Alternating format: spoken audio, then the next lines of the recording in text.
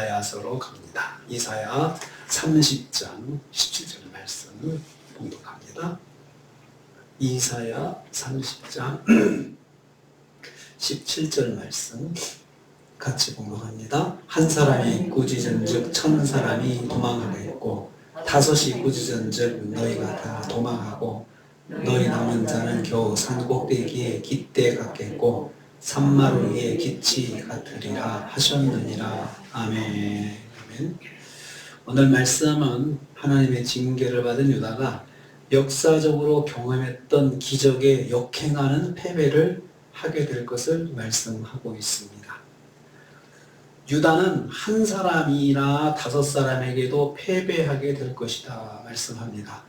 원래 이 말씀은 이스라엘 백성이 받았던 축복입니다. 한 사람이 1000명을 쫓고 둘 혹은 다섯이 10,000명을 쫓을 것이라. 이런 축복을 받았던 당사자가 바로 이스라엘입니다. 레위기 26장 8절 말씀, 신명기 32장 30절 말씀, 여호수아 23장 10절 말씀에 너희 중 한 사람이 1000명을 쫓으리니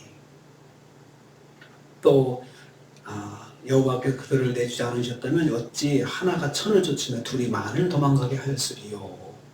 하나님께서 광야에서 또 역사적으로 그렇게 역사하신 것들이 이스라엘을 위해서 하신 것들을 여기 말씀하는 건데, 적은 전력을 가지고도 큰 승리를 얻을 수 있다는 사실을 강조하는 말씀입니다. 홍해를 도하면서 애굽의 군대가 몰살했죠. 하나님께서 하신 것이죠. 여리고성을 무기 하나 쓰지 않고 무너뜨렸죠. 하나님께서 해주신 거죠. 기드온의 300용사가 수십만의 미디안을 물리쳤습니다. 아수르의 18만 5천 명이 하룻밤 사이에 전멸하였습니다. 오직 하나님, 여호와 하나님의 적극적인 계획을 통해서만 일어날 수 있는 일이었습니다. 유다는 이런 기적을 경험한 민족이었습니다. 유다는 여호와의 니시를 체험한, 니시에 대한 체험이 충만한 민족이었습니다. 그런데 불순종으로 인해서 역전 현상이 발생하게 될 것이라는 말씀입니다. 유다의 폐역과 불순종으로 그러한 기적과 정반대되는 패망을 경고받고 있습니다. 한 사람에 의해서 유다 1000사람이 도망하겠고, 5사람에 의해서는 모두가 도망할 것이다. 유다가 다 도망할 것이다. 5명만 모여도 그냥 다 도망갈 것이다. 그렇게 말씀합니다. 비참한 패배를 경험할 것을 말씀하고 있습니다. 기적적인 승리의 민족이 비참한 패배의 민족이 될 것입니다. 이것은 그들이 여호와 하나님을 의지하지 않고 그 말씀을 귀 기울여 듣지 않고 자기 방법과 자기 지식을 고집하고 불신앙으로 일관하는 데 따른 필연적인 결과였습니다. 불순종하면 여호와의 약속의 기적이 중단됩니다. 불순종하면 계속해서 하나님의 능력을 체험할 수 없습니다. 불순종하면 옛날의 은혜와 기적이 떠나게 됩니다. 그걸 지금 말씀하고 있습니다. 유다의 남은 자는 산꼭대기에 세운 깃대가 뜰 것이다. 산꼭대기에 세운 깃대가 뜰 것이다. 남은 자는 겨우 산 꼭대기에 깃대 같겠고 산마루 위에 깃이 같으리라. 그렇게 해서 다 도망가고 다 패배하고 이제 남은 자들이 몇 명 있을 것인데, 남은 자들이 산 꼭대기에 깃대 같다. 이게 무슨 말입니까?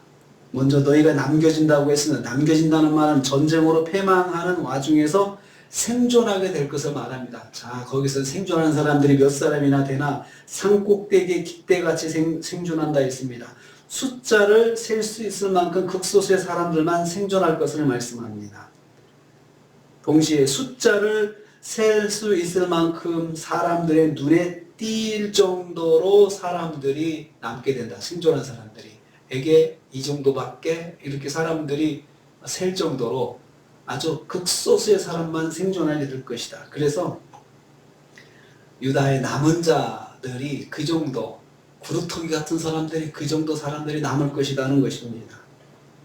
산마루 위에 깃이 같다 했습니다. 작은 산이나 낮은 언덕에 놓인 깃발 같다는 것이죠. 작은 산이나 낮은 언덕은 그건 산이라고 세지도 않잖아요. 사람들의 관심도 없는 그 언덕 같은 곳에 깃발 하나 딱 꽂아놔봤자 무슨 소용이 있겠습니까? 그거 뭐 깃발 꽂아서 내 것이다, 네 것이다 뭐 이렇게 해봤자 그거 너나 가져라. 그 정도로 사람들의 관심을 갖지 않는 사람들이 될 것이다. 사람들에게 버림받은 작은 산이나 산에 세우는 깃발같이 아무도 주목하지 않는 생존자가 될 것이라는 것입니다. 하나님의 백성 이스라엘. 정말 위대한 하나님의 백성 이스라엘이 그렇게 된다는 것입니다. 단지 생존에 있다는 흔적만 남기면서 세상에서 무기력하게 살아갈 것을 말씀하고 있습니다. 출발이 어디서 그렇게 됐습니까? 계속해서 하나님 말씀을 순종하는 삶을 살지 못하고 말씀을 멸시하고 불순종하고 패역한 그런 삶을 지속하게 되니까 하나님께 받았던 은혜도 다 날아가는 거예요. 하나님께 받은 승리의 축복, 여호와의 니시의 축복 다 옛날 이야기가 되고 마는 것이에요. 다 사라지게 되는 것입니다. 하나님을 떠난 하나님의 백성은 세상에서 존재감 없는 무가치한 사람들로 전락하게 될 것이다.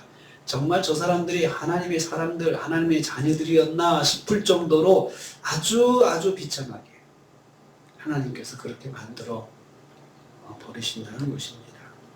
우리가 새해를 시작하면서 우리에게는 하나님의 여호와의 니시의 축복이 있습니다.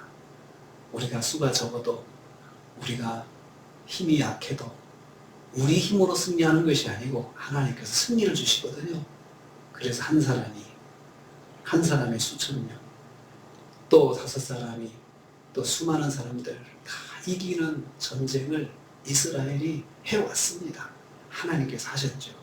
그게 다 하나님의 은혜죠. 우리도 살면서 하나님 말씀 의지할 때 여호와 니시의 축복이 우리한테 있습니다. 그런데 말씀 무시하고 패역하고 그러면 그 받은 은혜와 축복이 다 사라지고 그때부터 중단되고 어느 시점부터는 중단되고 하나님께서 아주 거기서 멈추지 않고 또 계속 패역하면 언덕 위에 무명의 언덕 위에 세우는 깃발처럼 아주 무가치한 존재로 생존은 하게 하더라도 숨은 붙어있지만 아주 무시받고 무가치한 존재가 된다는 것입니다. 그러므로 우리가 금년 한 해를 생각하면서 이렇게 기도했으면 좋겠습니다. 계속해서 말씀에 순종하는 삶을 통해서 하나님의 기적의 은혜가 함께하게 하옵소서.